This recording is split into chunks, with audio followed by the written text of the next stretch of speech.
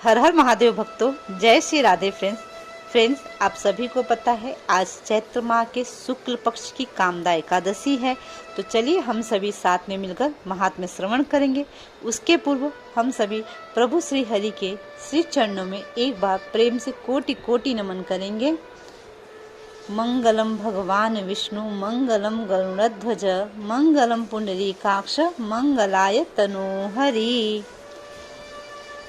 अब हम महात्म्य श्रवण करना स्टार्ट करते हैं। धर्मराज युधिष्ठिर बोले, हे भगवान, आपको कोटि कोटि बारंबार प्रणाम है प्रभु। आपके श्री चरणों में कोटि कोटि नमन है भगवान।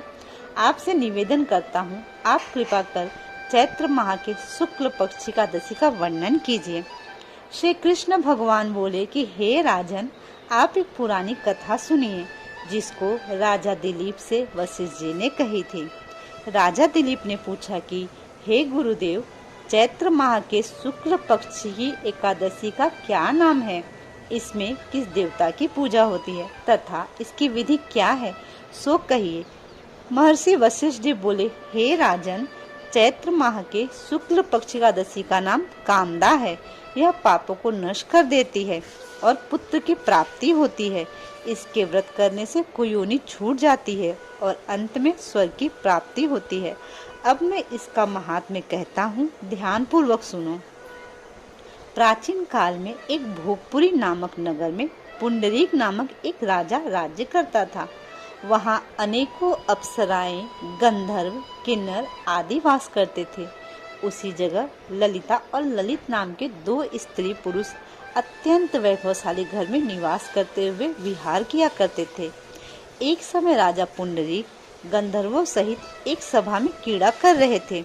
उस जगह ललित गंधर्व भी उनके साथ गाना गा रहा था और उसकी प्रियतमा ललिता उस जगह नहीं थी। इससे वह उसको याद करने के कारण अशुद्ध गाना गाने लगा।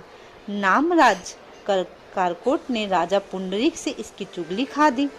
इस पर राजा पुंडरीक ने ललित को श्राप दे दिया कि अरे दुष्ट, तू मेरे सामने गाता हुआ भी अपनी स्त्री का स्मरण कर रहा है। इससे तू कच्चे मांस और मनुष्यों को खाने वाला राक्षस होगा। राजा पुंडरीक के श्राप से वह ललित गंधर्व उसी समय एक विकराल राक्षस हो गया। उसका 8 योजन का शरीर हो गया।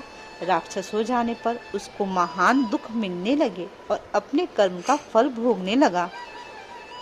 जब ललिता को अपने प्रियतम ललित का ऐसा हाल मालूम हुआ तो बहुत दुखी हुई। वह सदैव अपने पति के उद्धार के लिए सोचने लगी कि मैं कहाँ जाऊं और क्या करूं।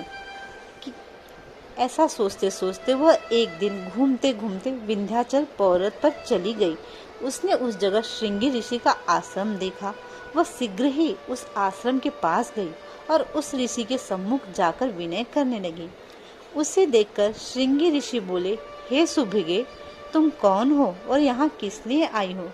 ललिता बोली, हे मुनि, मैं वीर धनवान नामक गंधर्व की कन्या ललिता हूँ।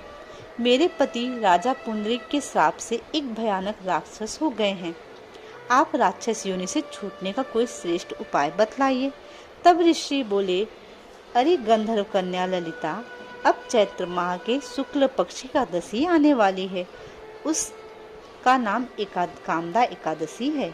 उसके व्रत करने से मनुष्य के समस्त पाप शीघ्र ही क्षण हो जाते हैं और सभी कार्य सिद्ध हो जाते हैं। यदि तू उसके व्रत के पुण्य को अपने पति को देगी तो शीघ्र ही राक्षस योनि से छूट जाएंगे। मुनि के वचनों को सुनकर ललिता ने आनंद पूर्वक उसका व्रत किया और द्वादशी के दिन ब्राह्मणों के सामने अपने व्रत का फल अपने पति को दान करने लगी और भगवान से इस प्रकार प्रार्थना करने लगी, हे प्रभु, मैंने जो यह व्रत किया है इसका पुण्य मैं अपने पति को दान करती हूँ।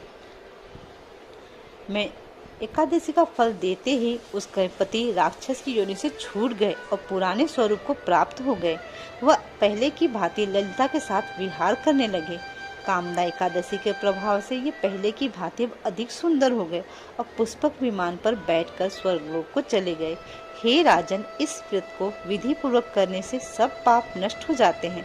इसके व्रत से मनुष्य ब्रह्म हत्या इत्यादि के पाप और राक्षस आदि की योनि से छूट जाते हैं। इसकी कथा व महात्म्य के श्रवण से, पठन से वाजपेयी यज्ञ का फल मिलता है। मित्रों, बंधुओं, ये थी आज की हमारी कामदा एकादशी का महात्म्य।